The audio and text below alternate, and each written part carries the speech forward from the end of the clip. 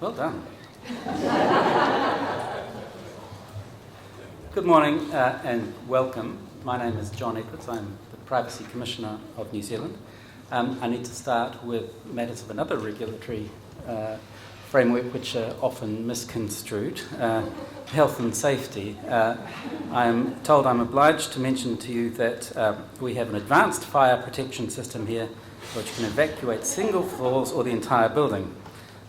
You will be warned by an electronic alarm if that is required. There's an evacuation point across the road from the hotel entrance in front of number 1 Grey Street. Please proceed to the nearest emergency exit, either the main conference stairs or the fire exits, but you may be surprised to hear do not use the elevators. If your exit is blocked, go back to your room. You don't have a room, sorry. Bathrooms located to the right as you exit the ballroom. There are also bathrooms to the left of the Chameleon restaurant on the downstairs level. The hotel is 100% smoke-free. Thank you. I trust that you will be kept safe in the event of an earthquake. You know the drill. Drop. What is it? Thank you. Drop, cover, and hold, I think, Professor.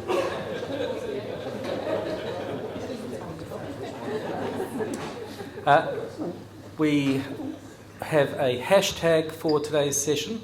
The Privacy Week will be used by privacy authorities all around the Asia-Pacific region for Privacy Week. We also have PAW, Privacy Awareness Week 2016, which is used in some jurisdictions. I now would like to introduce our first speaker. Honourable Amy Adams is a recovering Aucklander who has called Canterbury home since 1988. She has a first-class honours degree in law, which I'm told featured research on privacy. Formerly Minister for Communications and Information Technology, and with her background in law and privacy, you can see the logic in her appointment as Minister of Justice, a position she assumed in 2014. The government's aspirations in respect of better public services, collaboration across departments, a social investment approach, the involvement of NGOs in the provision of public services, and open data mean that privacy is a topic of conversation at the Cabinet table on almost a weekly basis. Privacy needs a strong and knowledgeable voice at that table, and in Minister Adams, it has one. I have seen her hold the line under pressure and win the day for privacy. And I've seen her prepared to receive a wide range of advice and allow her position to be informed by that advice when appropriate. We don't always agree, but when we disagree, I think we do so with respect and with a clear understanding that we have given each other the courtesy of fully engaging and understanding fully each other's reasoning, priorities, pressures and contexts. I'm very grateful to Minister Adams for agreeing to open our forum, and I now invite her to do so. Tēnā koutou, tēnā koutou, tēnā koutou katoa. Good morning. Welcome to Privacy Week. It's a great pleasure to be here to open this Privacy Forum. Can I just begin by acknowledging, of course, our Privacy Commissioner, John Edwards. John, thank you for the very warm welcome, and I can certainly say that I've found working with you a real delight. As you say, we don't always see eye to eye, but in my view, actually, you get the best discussions when there isn't mass agreement breaking out on every occasion. I think it's useful that we can test each other's thinking and reasoning. I've certainly found that very helpful. I also want to acknowledge Joe Kanatashi, who's come over from the other side of the world, who is the UN Special Rapporteur for the right to privacy. Thank you. Thank you for coming to New Zealand.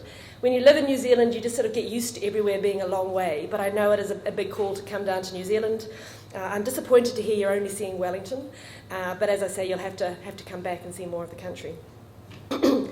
So, ladies and gentlemen, we live in the age of information.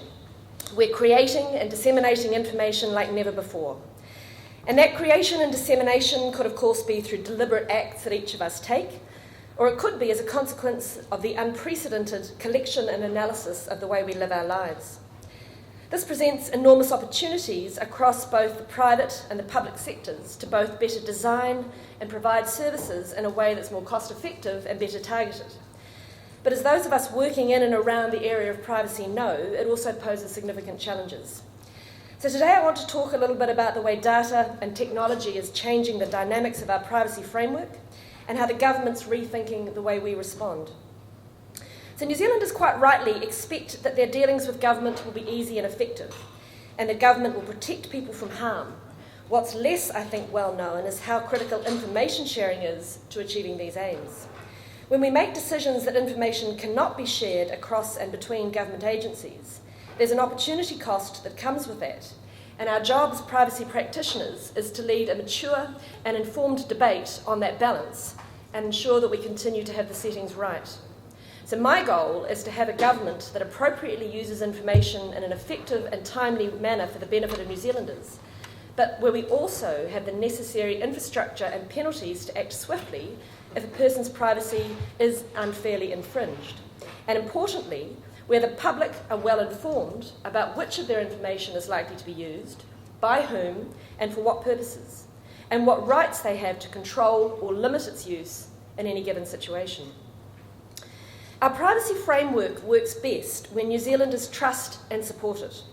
We want and need the Privacy Act to work and to work well. But more than that, we need the very essence and importance of the Act to be understood and valued. When it's misused or we get it wrong, it demeans the entire gravitas of the framework. When the public starts seeing the law as a mindless bureaucracy that is more often than not just a barrier to sensible outcomes, then we're all worse off as a result. Today's world is one where it's almost a given that we share information online instantaneously. Last year, there were 2.4 billion people online. Google alone had 3.5 billion searches every day. This year, global internet traffic will surpass 1 zettabyte, or 1 billion terabytes, for the first time. By 2020, there will be over 50 billion connected devices in the world, all of which have the capacity to collect and share personal data. Every minute of every day, 2 hours of content is uploaded to YouTube, and over 1 billion tweets are sent every day. This illustrates the data explosion we're living through. Historically, only a tiny fraction of the data created globally has been explored for its analytical value. But this is changing. Recent technological advances in the collection, storage, and analysis of large, unstructured data sets mean enterprises, governments, and other agencies are powering up their investments in big data to convert massive data sets into valuable information and insight. Big data holds the promise of delivering better quality, customised products and services to New Zealanders. But to deliver on that promise, we have to be mindful of our citizens' expectations about the protection of their privacy. This is essential if we want to earn and maintain their trust. The age of big data means we need to continually adjust our privacy and data security protections to keep pace with technological developments. And critically, this is not just the government's responsibility. It extends to every enterprise and agency that holds or uses personal data. For our system to have any effective basis, we need to be able to deal with breaches of privacy swiftly and effectively. The government's progressing reforms to our privacy laws that will help reduce the risk of privacy breaches and harm. Now, these changes have been well flagged. We need to ensure we have the mechanisms and infrastructure to guard against inappropriate use and to respond swiftly and appropriately when a person's privacy has been infringed. Significant changes in technology have occurred since the Privacy Act was passed in 1993, which means we need to protect our personal information more closely. The recently announced EU data protection rules highlight that New Zealand is not alone in thinking about this. I'm committed to implementing the reforms which the Law Commission identified in its Privacy Act review. These reforms will incentivise private entities and public sector agencies to value the early identification and prevention of privacy risks that could cause harm. These privacy changes will safeguard our privacy laws and give New Zealanders the assurance they need that their personal and private information will be kept safe. The proposed changes include stronger powers for the Privacy Commissioner, mandatory reporting of serious breaches, new offences and increased fines. With significant information held offshore by companies like Google and Facebook, new measures will also address privacy concerns about cross-border information flows. The Privacy Act is also being modernised. It's my intention to release an exposure draft of the new bill before the end of this year for targeted consultation. This will provide an opportunity for privacy experts to comment on whether the draft bill implements the government's privacy reforms in a way that's clear, accessible and user-friendly. It's my intention that we'll have the bill into Parliament in the early part of next year. But it's not as simple as simply saying that all information is sacrosanct and the less personal information is used, the better. As I've already said, it's important that we find the right balance between shoring up privacy protection and the need to share personal information to better target services, more effectively spend taxpayers' money, or to better protect our citizens. I want to know what New Zealand thinks about exactly where that balance lies. We could never have envisaged in the early 1990s, when the Act was drawn up, that we might one day be able to work out who needs specific government programs based on anonymised census information. Take an example, something like Fitbits or any other wearable fitness activity tracking device. They seem to have taken the world a bit by storm, and I've got to admit I'm a bit of a fan as well. They sit discreetly on your wrist and tell you how far you've walked, your heart rate, and even how well you've slept. But these little devices collect mass data from their wearers. I've seen reports of these data sets being cross-referenced so that people can be re-identified purely on the way they walk.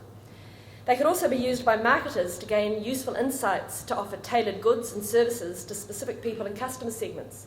In fact, I now I'm required to take my Fitbit off if I go into any highly secured meeting, which makes me wonder a little bit why they think hacking my heart rate might be of interest, but you never know. But it does raise the question about whether we're okay with that.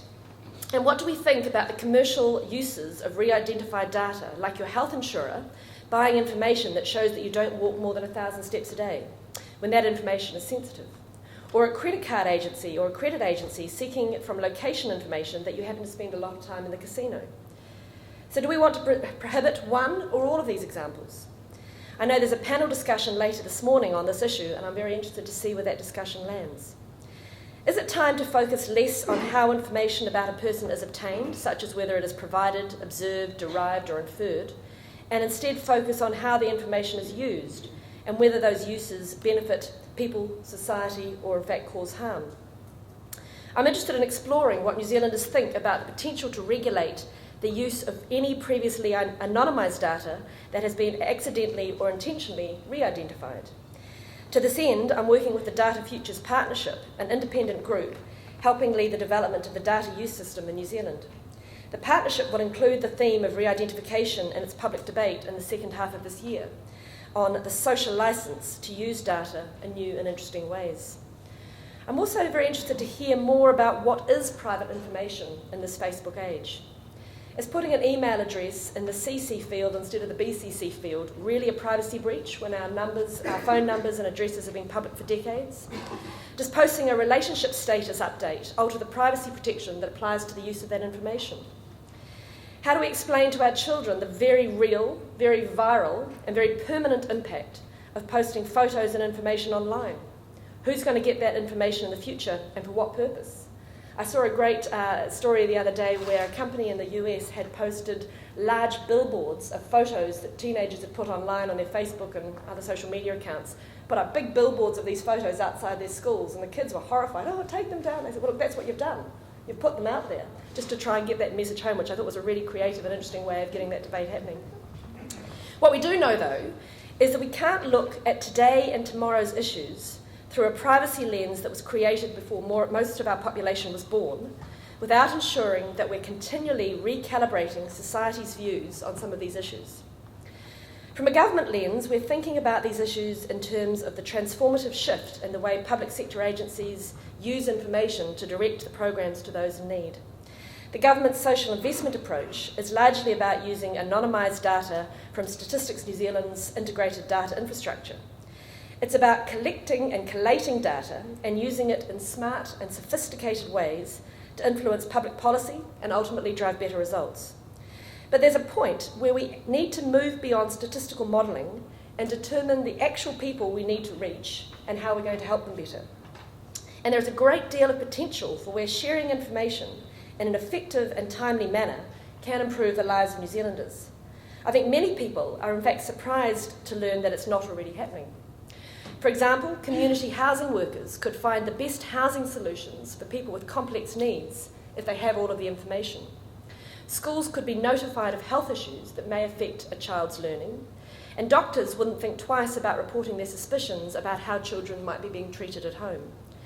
Sometimes better sharing of information could help to avoid material harm. Instead, it seems to me that all too often, information is not being shared in these cases because of misconceptions about the Privacy Act. For example, we had last year the notorious escape of Philip Smith to Brazil, which was made possible in part through a lack of good information sharing by agencies. For those of you who don't know, Mr. Smith, a convicted murderer and child sex offender, was able to escape partly because the wider justice system did not have effective information sharing processes in place about prisoners on temporary release. So this meant that border officials did not know that he should have been stopped at the border, regardless of what name he was using. When they were asked about this, their response to me was that they didn't think they were able to share that information because of the Privacy Act. And while the private sector was tying itself in knots out of concern that it might breach the Privacy Act, the net effect was that the public was put at risk, and there was an understandable astonishment by the public at large that the government wasn't sharing personal information for these sorts of things. My personal view is that the public's patience to address these kind of problems is at breaking point. One more example where privacy concerns have been used in a way that's contributed to a high-profile case of harm is quite rightly likely to lead the public to say that it's more than they will accept and demand an overhaul of our current system. So what is the problem? Why is personal information not being shared when it needs to be?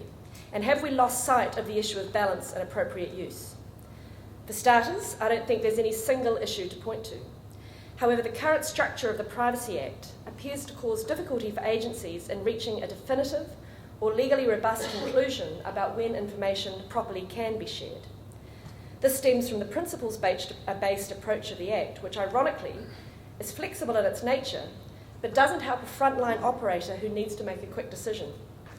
This can lead to situations that stifle decision-making and creates an environment where agencies don't share information in fear of being held responsible for a privacy breach. Agencies are then reluctant to take the risk of breaching a person's privacy by sharing or reusing, and this can lead to some of the frustrating or even tragic examples that we have seen all too often. Recent amendments to the Privacy Act, which allow the privacy principles to be overridden, have also proven to be somewhat cumbersome and have not been widely taken up. Approved information sharing agreements, while I think have a useful place, are still perceived as over-resource intensive and time-consuming.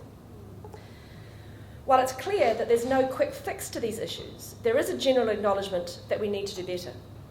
The public sector has, in my view, become overly risk-averse around information sharing. We need to flip this culture on its head. I've been quite public about the fact that I firmly hold the view that privacy should not trump public safety. The Privacy Commissioner has made it clear that he shares my frustration that initiatives to deliver better public services that involve the sharing of information are being held up because of misperceptions of the Privacy Act and how it works. So together the Privacy Commissioner and I have agreed that we'll work to focus on ensuring government public protection agencies are sharing information for public safety purposes where that's justified under the law. We'll be focusing on information sharing in the area of public safety in order to help keep people safe, improve efforts to prevent, detect and investigate offending, keep frontline staff in our public protection agencies safe, and reduce the opportunities for criminals with multiple identities to game the system. We want broad agreement and understanding across the public service about what information can and should be shared and when for public protection purposes. This approach is intended to improve information sharing practices by driving a culture of appropriate information sharing for these purposes and within existing legislative settings, but it will also be helpful to test whether all information that needs to be shared can be shared under the law as it stands. These public protection information sharing changes mirror in many ways the recently revised EU data protection rules for public protection. The EU is also enabling data exchanges to support police forces within and across European nations to counter serious crime and terrorism. New Zealand's own public protection improvements will support agencies to counter crime and reoffending of all types within and up to our borders. The government's also about to introduce law changes which will enable specific agencies to verify a person's identity and ensure that an episode such as Philip Smith cannot happen again. The process of improving information sharing is being overseen by myself and State Services Minister Paula Bennett. We'll be following progress closely and will keep well informed of any barriers that are identified. I look forward to updating you all on this work as it progresses. So, ladies and gentlemen, in conclusion, I certainly recognise the importance of privacy as a fundamental human right that needs to be safeguarded. I'm committed to ensuring that we have the mechanisms and infrastructure in place to guard against the inappropriate use of information and to respond swiftly and appropriately when a person's privacy has been infringed. While privacy is a right, that right, of course, has to be balanced against other human rights, like the right to be safe and free from harm, and other considerations that may require the sharing of information. There is in New Zealand an evolving conversation around the protection of privacy versus specific use of information for public good, and I think it's important that all New Zealanders engage in this conversation to ensure that we do get that balance right. I believe we can all agree that sharing personal information in appropriate ways can improve and even save the lives of some of our most vulnerable New Zealanders. As well as protecting privacy and upholding that right, I see it as a pivotal role in my job as Justice Minister to do what I can to make the safe and effective use of information possible to help make the lives of our most vulnerable even better. Thank you very much, and I hope you enjoy the forum.